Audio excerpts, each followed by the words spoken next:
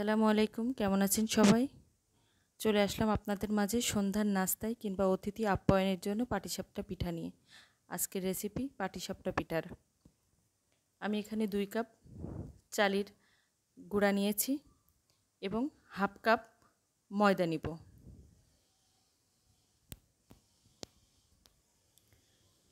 এবার পরিমাণ মতো লবণ দিয়ে একসাথে মিশিয়ে নিচ্ছি। আমি অর্ধেকটা চালের গুঁড়া উঠিয়ে নিচ্ছি, কারণ এটা আমি খেজুরের গুড় দিয়ে বানাবো আর এটা সাদা থাকবে। আমি অল্প অল্প করে পানি দিয়ে মিশিয়ে নিচ্ছি। একবারে দিলে হয়তো ঘন কিংবা পাতলা হতে পারে, আমি এরকম পাতলা করছি। এবার আমি এখানে 2 চামচ খেজুরের গুড় নিয়েছি, এবার এটাও পানি দিয়ে পাতলা করে নিয়েছি। যে গুঁড়াটা রেখে দিয়েছিলাম সেটা অল্প অল্প করে এর সাথে মিশিয়ে নিচ্ছি। আমি এরকম ঘনত্ব করেছি। এবার ফ্রাই প্যান বসিয়ে দিয়েছি চুলায়, তাতে দুধ গরম করতে দিয়েছি। দুধটা ফুটে এসছে, এই পর্যায়ে আমি 2 চামচ চিনি দিয়ে দিব।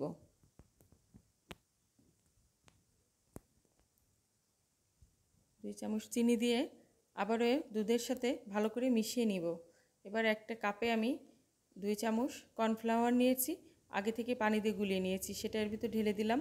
দিয়ে এটা আস্তে আস্তে ঘন করে নিব। এই যে আমার এটা ঘন করা হয়ে গেছে, এবার আমি এটা নামিয়ে নিব। এই যে আমি এরকম একটা পুর বানিয়ে নিয়েছি। এবার পাটিসাপটা পিঠাটা ঢেলার সুবিধার্থে আমি একটা মগে এটা ঢেলে নিচ্ছি। নিয়ে আবার আমি চুলায় চলে যাব। চুলায় ফ্রাই প্যান বসিয়ে দিয়েছি, এতে হালকা একটু তেল দিয়ে ফ্রাই প্যানটা চারিপাশে মাখিয়ে নিচ্ছি। এবার যে সাদা চালের গুঁড়াটা রাখছিলাম সেটা এর ভিতরে ঢেলে চারিপাশে ছড়িয়ে রুটির মতো গোল করে ঢাকনা দিয়ে ঢেকে দিচ্ছি। এই যে হয়ে গেছে। এবার এর ভিতরে আমি পুরোটা দিয়ে আস্তে আস্তে পেঁচিয়ে নিব।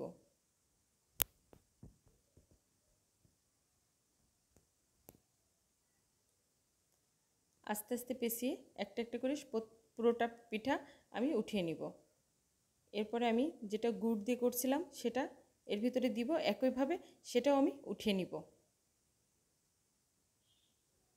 এরকম করে পাটিসাপটা পিঠা বানাতে সময়ও লাগে অল্প এবং খেতেও অনেক মজা হয়। আপনারা বাসায় বানিয়ে দেখতে পারেন এবং আমার এই পিঠা কেমন হয়েছে কমেন্টে জানাবেন ইনশাল্লাহ।